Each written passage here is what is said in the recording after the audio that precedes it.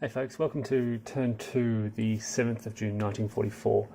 First of all, just want to correct a few mistakes that I've made. As you can probably see in this image, I used Allied air support throughout that first turn, and I've only just reread the section where it says that this is only available from the 7th of June onwards. I also, on a few occasions, forgot to pay for artillery shifts with supply points. Nothing I can do about that. But I think this all balances out by the fact that I forgot to move those British airborne out in the east. So I'm just going to continue as is. As I said last video, I rolled really well for those Allied attacks, so it wouldn't have had much of a difference. Those one column shifts here and there. All right, so we're into the 7th of June, and the weather is overcast 3. And we head straight into replacements now. The Germans decided to bring on two effectively dead units, and they've been placed just south of Bayeux. The idea here is to try to, when I placed them, I was thinking I would move these guys into Bayeux to try and slow down the Allied advance. I forgot at the time that these guys can only move one hex. I do correct this in just a moment, and they pretty much stay put where they are. Elsewhere, the Germans are just trying to really pull back from those positions.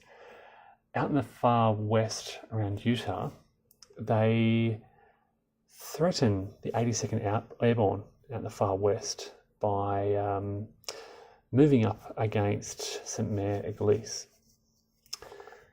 and reinforcing their lines, getting some good hex bonds going. These are like stronger zones of control where there's a space between two occupied hexes. Enemy units can't move between that hex bond. And out in the east, relatively quiet, the Germans just moving up and forming a pretty strong defense of Caen and moving to threaten some of that British airborne out in the east. That's about all that they could do at this stage. Now, combat for the Germans went really well out in the west.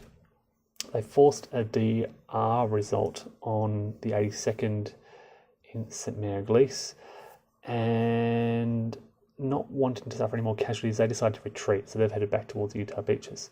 Just slightly to the west there, you can see there's two cadre units. One of them was there from last turn, but the one in the northwest, it was attacked from the left there, and they suffered a DR result as well, and they put up a determined defense, which enabled them to take a hit to stand their ground. And I think they did that because they didn't have a valid retreat path at the time. And over in the east, the Germans attacked the British airborne and caused I think it was a DR result, which forced them to retreat away from exit vacant hex just northwest of Troarn. That's where they were, and they've pulled back northwest. That brought us then to the Allied turn. Now, the Allies assisting with their hopes to link up with the 82nd, form strong links, get a decent beachhead around Utah. So you can see here the Americans have attacked, this is after their first attack, they attacked some of those German coastal batteries just north of Utah, and overwhelming success, which enabled them to put some units in reserve. And they also cleared out some of the German defenders from just west of Omaha who were along the beach there. And over in the east, a British attack cleared out those German defenders of Bayeux and some of the other coastal defences around Juno and Sword. So you can see Gold, Juno and Sword there. They've cleared out all the German coastal batteries from that area. There's just the one coastal battery sitting between Omaha and Gold, which the British will have to clear out. And over in the east, the British airborne is pulling back to link up with the main forces coming through Sword. In the final, reserve movement and combat, the Americans just focus again on clearing out coastal batteries They've brought up some good forces surrounding those German units just north of Utah. It's a pretty strong stack. It's got defense, I think, about 10, and they didn't want to risk this reserve combat. So they wait till next turn, where if the Germans don't retreat, they'll hit them and hopefully hurt them pretty hard.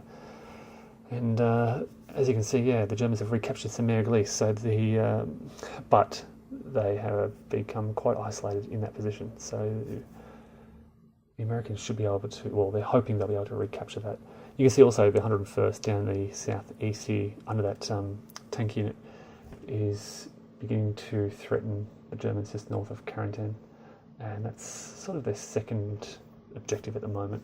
First of all, clear out the area around Utah, and then move against Carentan, and hopefully link up with those forces coming from Omaha, which you can just see off to the east there.